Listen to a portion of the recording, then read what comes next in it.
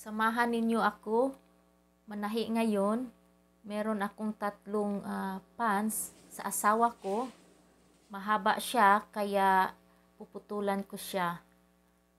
Ituturo ko sa inyo guys the easy ways to hem pants. So ito yung ginagamit ko, very sharp na blade para putulan ko siya. 1, 2, 3. So 3 inches ang ipuputol ko dito guys. Nag-iwan lang ako ng mga 1 inches para pag-fold ko sa pagtatahi. So ayan, may 1 inches ako. So the easy way, kung i-iron mo siya, tapos lagyan ng pen,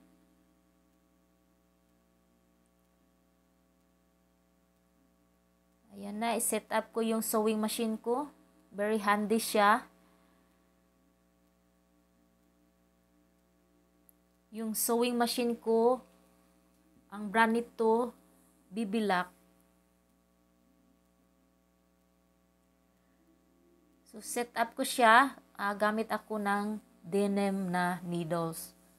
Kasi nga, makakapal itong Wrangler na pants.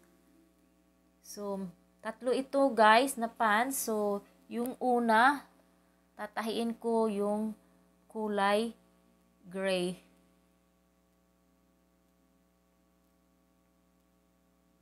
Papalitan ko muna siya ng denim.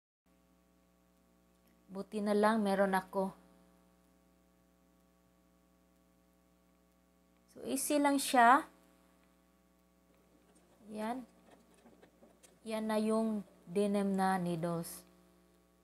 Yan na. Set up ko na yung gray na thread.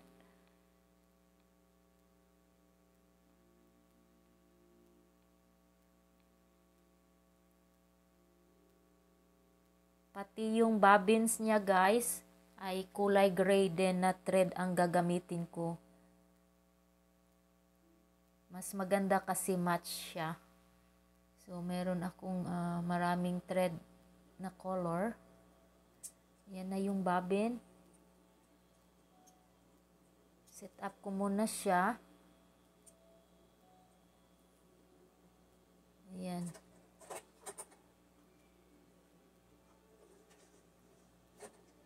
Okay, ready na siya.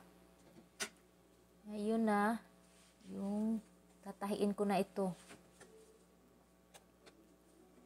So, maganda kasi pag nakapen siya.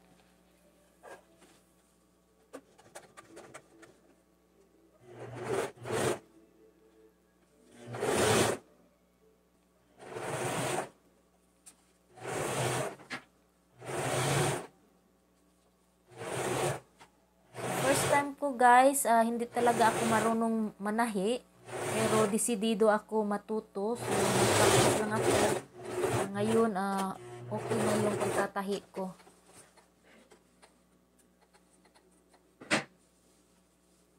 Meron din akong kapitbahay na Pilipina. Pumupunta siya sa akin. Ako din ang nagtatahi sa pants niya. Medyo mahaba. At least may sideline ako guys.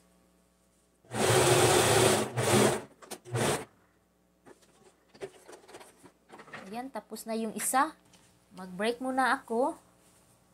I-visit ko muna si Bob. Play muna ako ng pusa ko.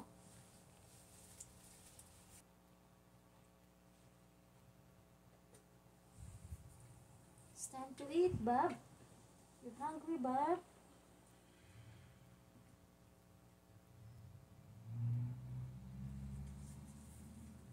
So, ito na yun ang result, guys.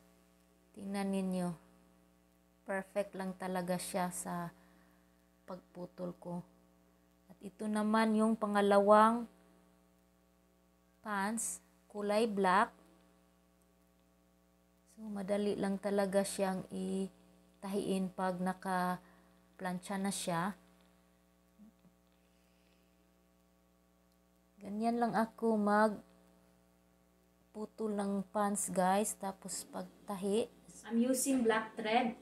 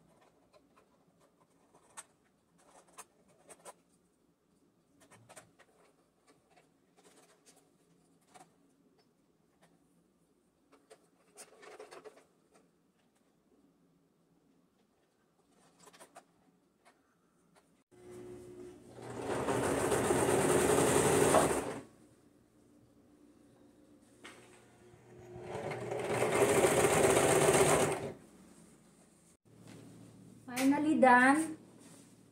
I hem 3 pairs of pants. And you're awesome. Thank you. And my husband said I'm awesome. See, 1, 2, 3. So done. So we saved money from seamstress. How much is for the seamstress? I think it 30 to 35